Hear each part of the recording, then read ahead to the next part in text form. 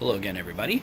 I made a couple of videos a while back that sort of featured a lot of various modifications I've done on this bike, my Royal Enfield Classic 500, and those videos have brought in a lot of questions about sourcing. Where did I get this item? Where did I get that item? So I thought what I would do is real quick make a quick sort of source video that'll sort of give you a sense of where I got some of the stuff that I've put on this bike to make modifications you see here.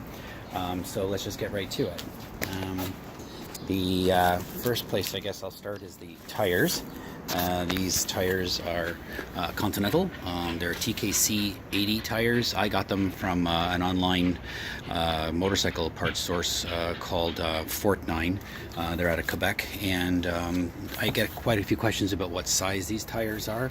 So let's just have a look right now. There they are, a 100/90 19-inch, and then the rear is a 4.00 18-inch. And I just want to stress, those are the maximum size tires that will fit on the bike to match the tolerances of the front and back mud guards. Anything bigger will rub, and so you want to make sure you don't go any bigger than what you see here.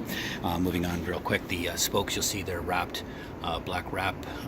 Those are also from Fortnine motorcycle parts, and those require the hands of a gorilla to install them. They're really tight, but once they're on, they're super secure. This will be my 4th season riding with those, and they've held on really well. The number plate lettering, the number plate I actually made myself on a bench grinder, but the lettering I got done by a vinyl shop here in Toronto called T.O. Vinyl. This is a North American import, so the headlight was that 5-inch, but I wanted to replace that, so I got the 7-inch conversion kit that came with the peak, and that came from Royal Spares.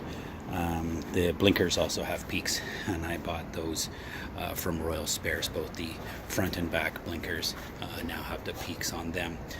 The tank had some scratches on it I didn't like from probably my jacket zipper, so I contacted a company called GP Racing out of California, and I picked up this custom tank strap made for Royal Enfield. So that's a good company. They respond quickly, and they've got a really decent product.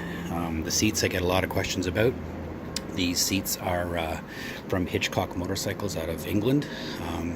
This will be, I think, my 4th season with these, and they're holding on really well.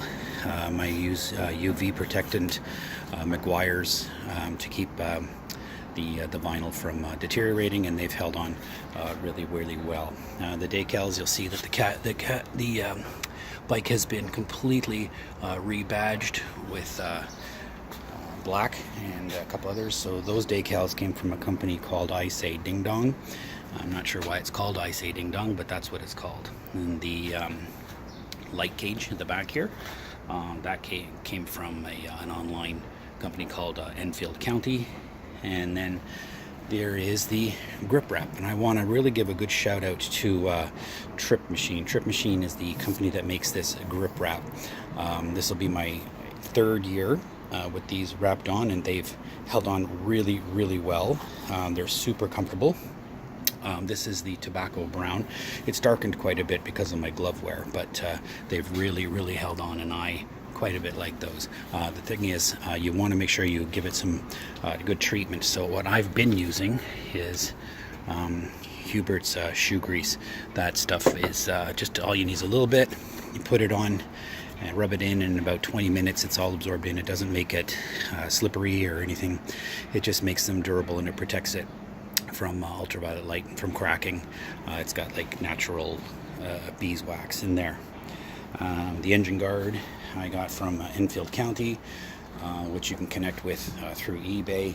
That's where I got that.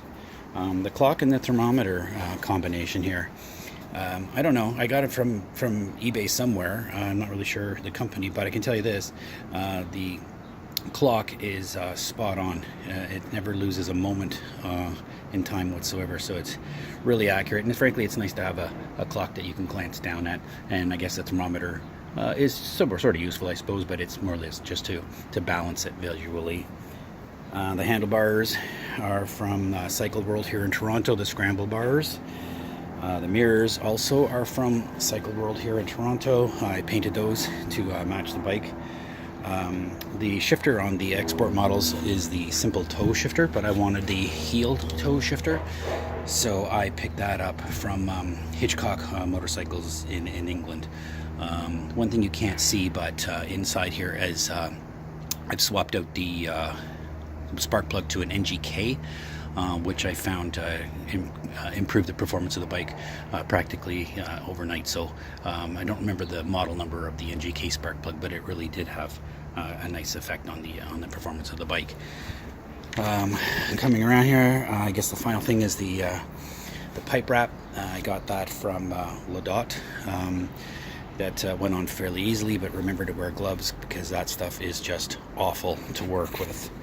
That's pretty much it I can think of for the actual bike itself. I get a couple of questions about gear, and that's just simply, I got it over here. The boots are Doc Martin, the helmet is Torque, the jacket is Fame Leathers, and then the gloves are Dinezy leather motorcycle gloves.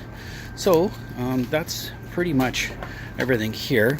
I think I've pretty much covered all of the major modifications I've done with the bike. If you have any other questions, feel free to put them in the comments, but I think that should pretty much cover it. So that's it, and ride safe and take care. Thanks.